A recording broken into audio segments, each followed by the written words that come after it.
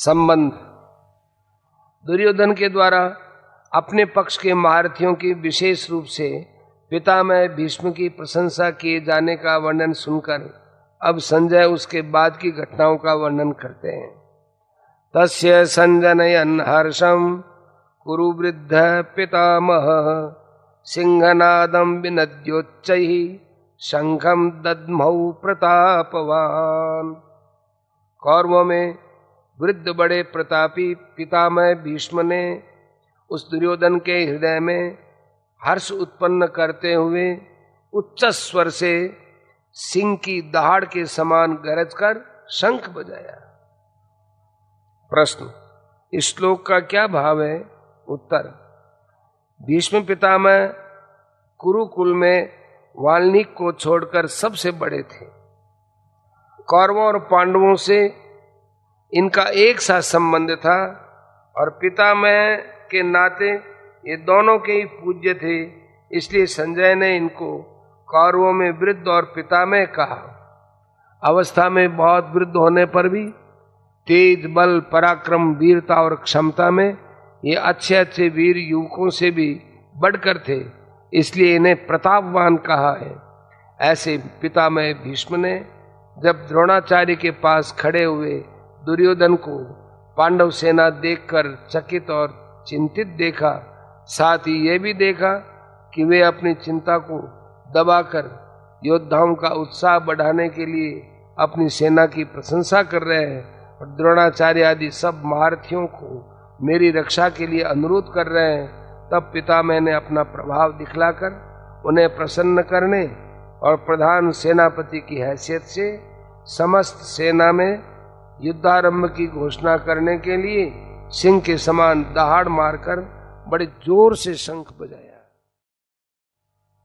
ततः शंखाश्च भैर्यश्च पणवानक गोमुखाः सहसैवाभ्यहन्यन्त शब्दस्तुमलो भवत्। इसके पश्चात शंख और नगारे तथा ढोल, मृदंग और नरसिंगे आदि बाजे एक साथ बज उठे। उनका यह शब्द बड़ा भयंकर हुआ। प्रश्न, इस श्लोक का क्या भाव है? उत्तर, भीष्म पितामह ने जब सिंह की तरह गरज कर और शंख बजाकर युद्धारंभ की घोषणा कर दी, तब सब ओर से उत्साह फैल गया और समस्त सेना में सब ओर से विभिन्न सेना नायकों के शंख और भांति भांति के युद्ध के बाजे एक ही साथ बज उठे। उनके एक ही साथ बजने से इतना भयानक शब्द हुआ कि सारा आकाश उस शब्द से गूंज उठा। संबंध। धृतराष्ट्र ने पूछा था कि युद्ध के लिए एकत्रित होने के बाद मेरे और पांडु पुत्रों ने क्या किया। इसके उत्तर में संजय ने अब तक धृतराष्ट्र के पक्ष वालों की बात सुनाई। अब पांडवों ने क्या किया उसे 5 श्लोकों में बतलाते हैं। ततः श्वेतैर्हयैर्युक्ते महति स्यन्दने स्थितौ माधव पांडवश्चैव दिव्यौ शंखौ प्रदध्मतुः। इसके अनंतर सफेद घोड़ों से युक्त उत्तम रथ में बैठे हुए श्री कृष्ण महाराज और अर्जुन ने भी अलौकिक शंख बजाया। प्रश्न, इस श्लोक का क्या भाव है? उत्तर, अर्जुन का रथ बहुत ही विशाल और उत्तम था। वह सोने से मंडा हुआ, बड़ा ही तेजोमय, अत्यंत प्रकाशयुक्त, खूब मजबूत, बहुत बड़ा और परम सुंदर था। उस पर अनेकों पताकाएं फहरा रही थी। पताकाओं में घुंघरू लगे हुए थे। बड़े ही दृढ़ और विशाल पहिए थे। ऊंची ध्वजा बिजली सी चमक रही थी।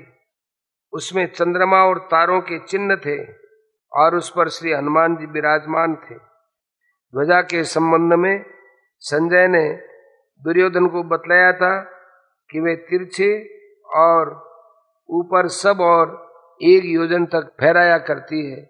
जैसे आकाश में इंद्रधनुष अनेकों प्रकाश युक्त विचित्र रंगों का दिखता है, वैसे ही उस ध्वजा में रंग दिख पड़ते हैं। इतनी विशाल और फैली हुई होने पर भी न तो उसमें बोझ है न वह कहीं रुकती है न अटकती है। वृक्षों के झुंड में भी वे निर्बाध चली जाती है, वृक्ष उसे छूते नहीं है। चार बड़े सुंदर सुसज्जित सुशिक्षित बलवान और तेजी से चलने वाले सफेद दिव्य घोड़े उस रथ में जुटे हुए थे। ये चित्ररथ गंधर्व के दिए हुए 100 दिव्य घोड़ों में से थे।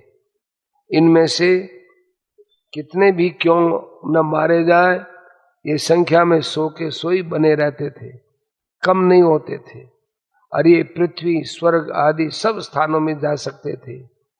यही बात रथ के लिए भी थी। महाभारत उद्योग पर्व 56वां अध्याय। खांडव वन दाह के समय अग्निदेव ने प्रसन्न होकर यह रथ अर्जुन को दिया था। ऐसे महान रथ पर विराजमान भगवान श्री कृष्ण और वीरवर अर्जुन ने जब भीष्म पितामह सहित कौरव सेना के द्वारा बजाए हुए शंखों और अन्यान्य रणवाद्यों की ध्वनि सुनी, तब उन्होंने भी युद्धारंभ की घोषणा करने के लिए अपने अपने शंख बजाए। भगवान श्री कृष्ण और अर्जुन के ये शंख साधारण नहीं, अत्यंत विलक्षण, तेजोमय और अलौकिक थे। इससे इनको दिव्य कहा गया है। संबंध